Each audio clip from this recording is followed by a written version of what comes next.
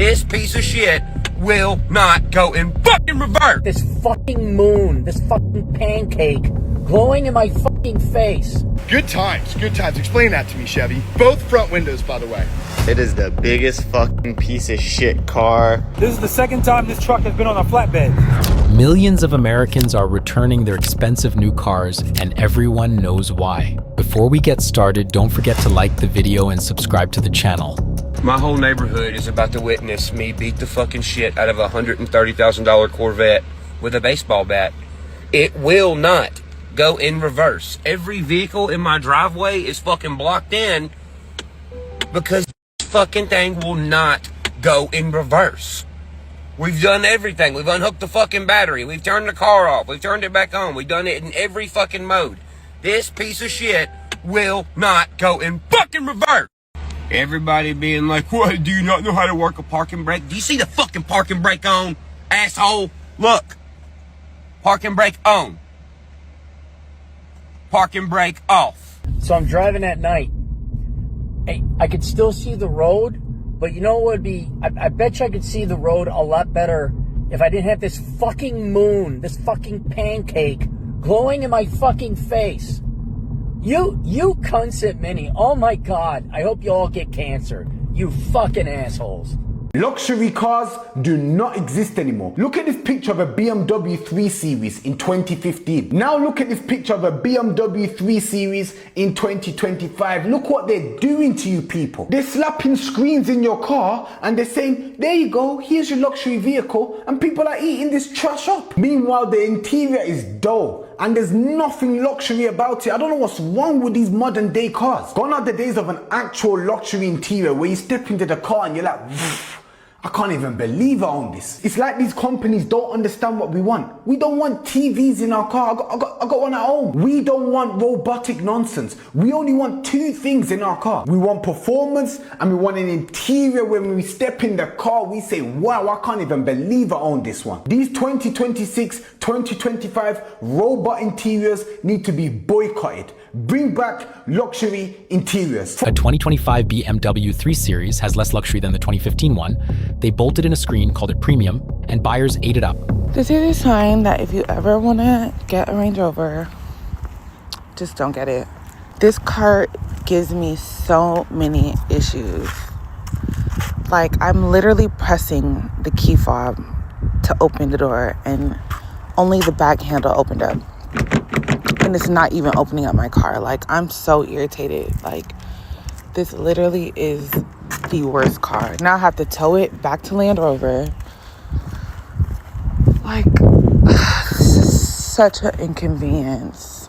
Like, I'm irritated, y'all. Like, we all saw this coming. Mercedes just launched a massive recall, and it's all because of the one thing we tried to warn them about. If you've seen any of the recent Mercedes-Benz models, you know they all come with one very controversial feature: the gargantuan infotainment screen. It goes by a few names: Mercedes Hyperscreen, Super Screen, You Scream, We All Scream. Doesn't matter, because apparently it doesn't work. This new recall affects over 144,000 different vehicles from the 2024 to 2026 model years for the models listed on the screen above me. What happens is the screen will basically just go completely black out of nowhere while you're driving. The control unit is, for some reason, incorrectly sending an increased number of system resets as part of fallback behavior. I don't really know what that means, but basically the screen randomly goes black and you're screwed without navigation, backup camera, speedometer.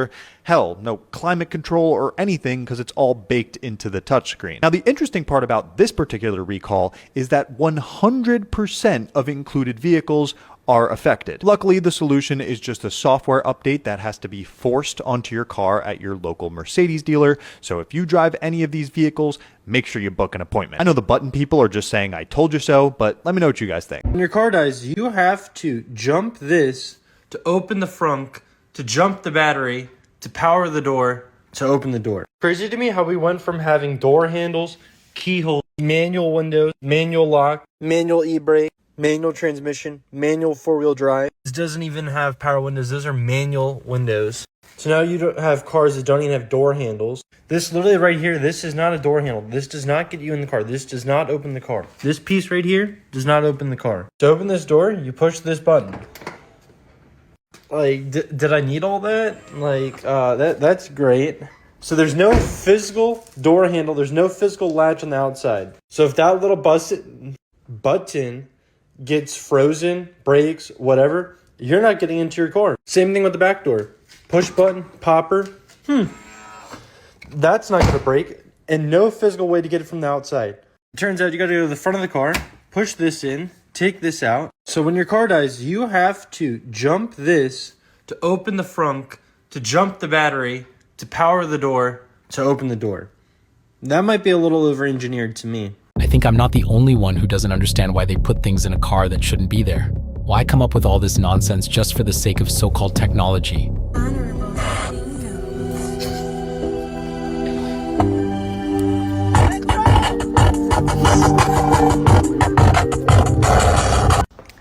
I do have one. And let me tell you, bro, it is the biggest fucking piece of shit car I've ever owned. And I got the title to mine, unlike you probably, but where's my motor? Shit. It's not there. Let me go show it to you. Well, there's my old motor. This is the new motor that I spent like $5,000 on. So, yeah, this car fucking sucks. Chevy, I'm really disappointed in you. Explain to me why I have a brand new Chevy 2500 HD. Explain to me why I can't roll my windows up. We already called your dealer, your main number. They tried the fuse box thing. We tried resetting the battery. Explain to me why my windows won't roll up in a brand new vehicle. This is all we get. In the middle of a rainstorm in South Florida. Here's the kicker.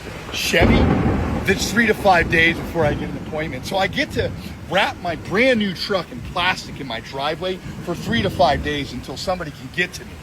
We tried the battery. We've done everything. We did the little reset thing for 5 seconds. Maybe it's an automatic window. Explain to me, on my brand new vehicle, I'm stranded at a gas station in South Florida and my windows will not roll back up. Good times, good times. Explain that to me, Chevy. Both front windows, by the way. Trash bags. I really feel bad for the guy who made the video. His new car let him down at the worst possible moment. Damn, dude. I spilled some shit on my iDrive controller. I don't think it's working no more. I wonder what I'm gonna have to do to replace that. Let's go. I got my new iDrive controller. Let's install it. First, let's remove the back seats, the back center console, the center console lid, the display, the speaker covers, and the whole entire middle shebang bang for it. Let's go, dude. Now we got access from it underneath. We can install it, man. Sweet. All right, no customer states the engine light is on, and that's because this car is right off the truck. It's not even sold yet. It's got 6 miles on it. Right off the truck. ECT2. This is a hybrid. Combustion engine, obviously. Engine coolant temperature sensor number 2. Lives down there at the bottom of the radiator. I don't care about that. I care about where the circuit goes. So the circuit goes from the sensor through the front end wire harness to a junction connector and then to your PCM over here, the engine controller. Now, down in here is a box, junction box. For those who know, these are not super awesome. I got a loaner, and I just want to say I don't know what's happening to cars. Like where's the Prindle? Where are the AC controls? Where are the buttons? Why does everything have to be a fucking screen? Why is there a rope here? Why? Who's done this? Why have you done this? A lot of people on car forums are going crazy over that moon on the new Mini Cooper. As far as I'm concerned, it's one of the strangest design choices.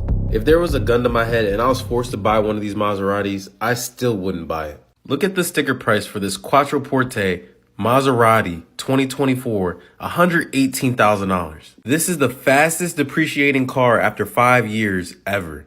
After 5 years, you lose $90,000 from your purchase. People ask me all the time, what cars should I stay away from if I'm trying to get into reselling? And I tell them Maserati. Never buy a Maserati. Honestly, the name is just a curse. This one right here is on Facebook Marketplace for $26,000. and it has 57,000 miles on it. This car is only worth $18,000, and that's if you're lucky. These do not hold value at all. And the reason why it doesn't hold value and they depreciate so fast is because the mechanical issues with these cars. There's been rumors that this car, while you're driving with it, if you're on the highway, it will just completely shut off. And that has ruined Maserati's name forever. Your reputation is everything, and Maserati was ruined a long time ago. There's no way. There's no way.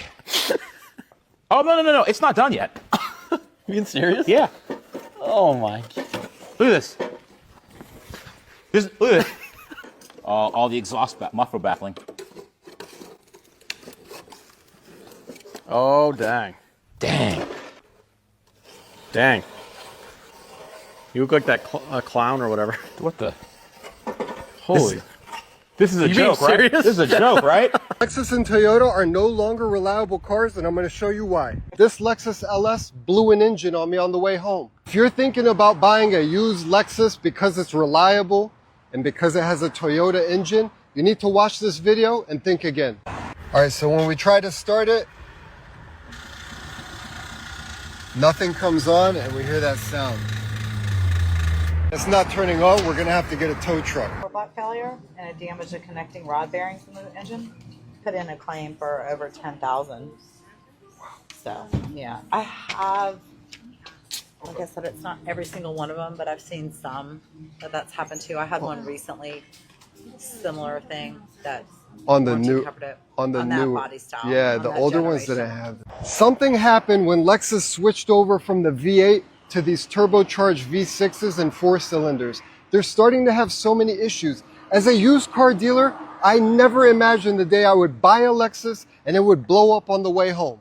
Well, it turns out that hating on touchscreens in cars wasn't just an internet thing after all. A new study of nearly 80,000 new car owners just confirmed that the biggest frustration in modern cars is the infotainment system. Even more interesting is that it's the only category that got worse compared to the year before. Everything else improved, including powertrains, interiors, seats, driver assistance systems, and overall driving experience. I hated hearing all this nonsense about, oh, people like touchscreens in cars, it's only the chronically online TikTok commenters that hate it, and they can't even afford the car anyway. Well, this JD Power survey says otherwise. And this is the perfect example because these aren't car enthusiasts arguing in the Instagram comments. These are real people who went out, bought a car, lived with it for 90 days, and then gave their opinion on the purchase they actually made. And it's not just some tiny sample either, it's 80,000 people. And JD Power is one of the biggest names in the industry when it comes to consumer satisfaction. So you can bet manufacturers pay attention to this stuff. And to be clear, I don't think that touchscreens are necessarily the problem. They can be helpful when done right. The problem is manufacturers keep getting further and further away from right. Screens keep getting bigger, while more and more commonly used features get buried behind menus and submenus and touch controls that are just horrible to use. If it takes longer than 1 second to turn on my heated seat or change my climate controls, that is horrible design. What's the worst infotainment system you've ever used? Let me know in the comments and drop a follow to see if these automakers finally listen. 80,000 new car owners surveyed by JD Power agree.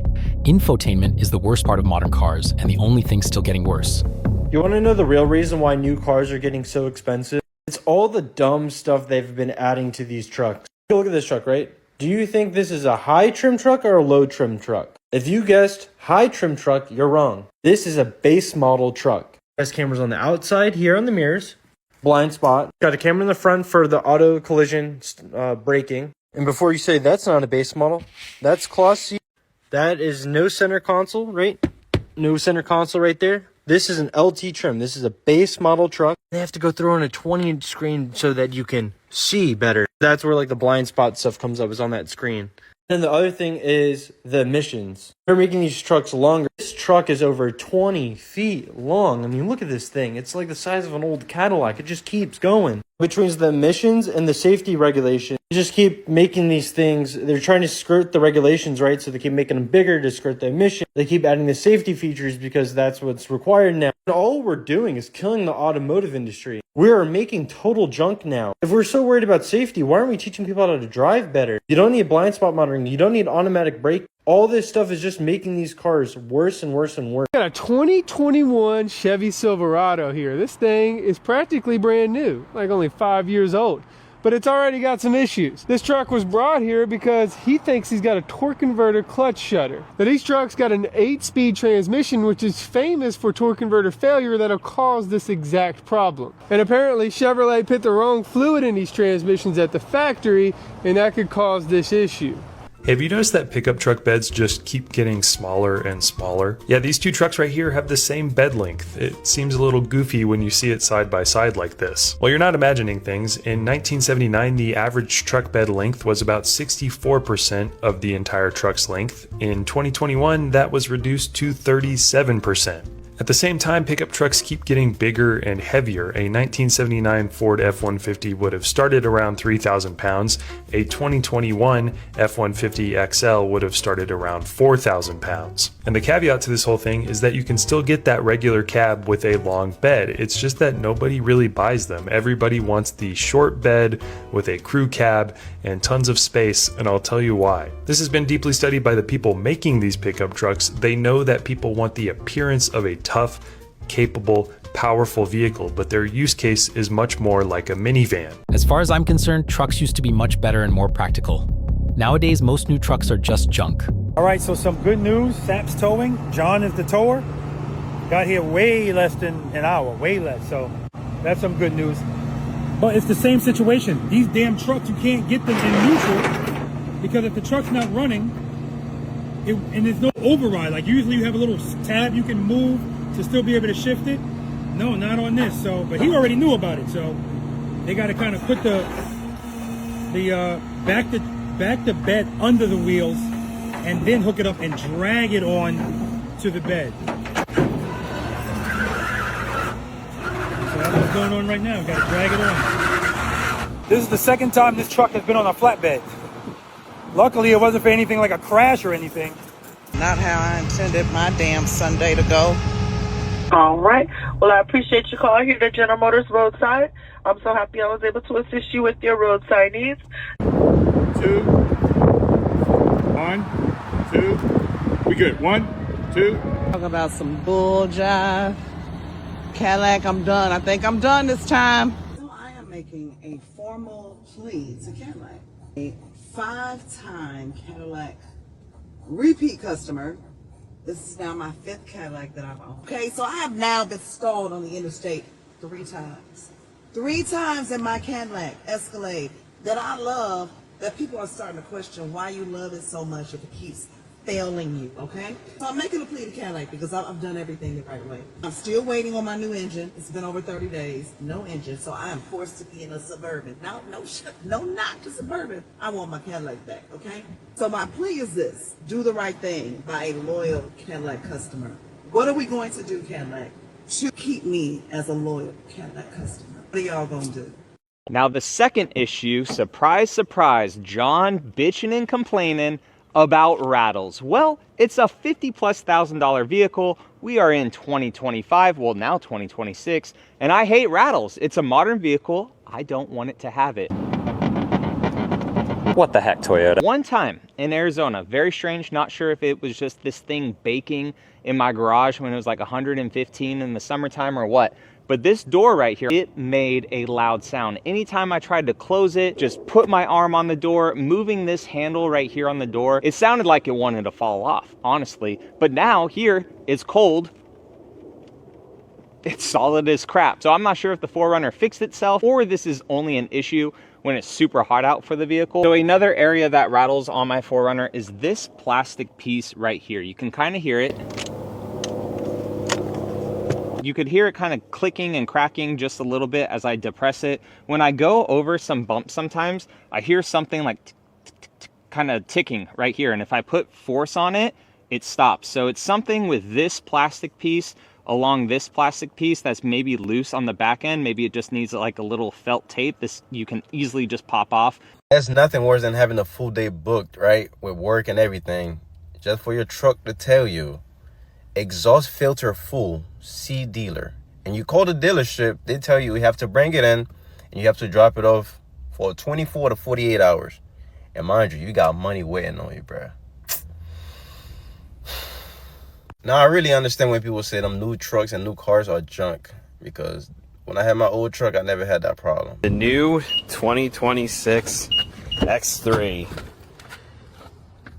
This is the cheapest car I have ever seen BMW make, maybe next to the 2 Series. We got these ugly ass screens, no gear shifter, whatever this is, a bunch of hard plastic. It's just not very good. For those of you that like these cars, go drive an older one and then come back to me and tell me what you prefer. I can almost guarantee you, most of you will probably like the older ones. Even a 2026 BMW is ugly screens, no shifter, and hard plastic. They don't build them to last anymore. They build them to be replaced. It's time to say goodbye to the M3. Guys, I gotta be brutally honest. I've been trying to like this M3 ever since I got it, but it just has not been clicking. As you guys know, I bought this car like 6 or 7 months ago, and ever since I got it, I've thrown a bunch of mods on it, just trying to make the experience a little bit more enjoyable. I mean, I threw in a carbon pack on it, it's been lowered, the paint's been protected, PPF, everything you can think of. But the experience has just been kind of lackluster, and the reason for that is pretty obvious if you just read some of my comments. I mean, they'll tell you right now, everybody, and I mean everybody, has a BMW M3. I mean, your mom's cousin's uncle's dog probably owns an M3. And that just makes this car not all that special or unique, meaning it's a bad car. So I need to put it away and get something else.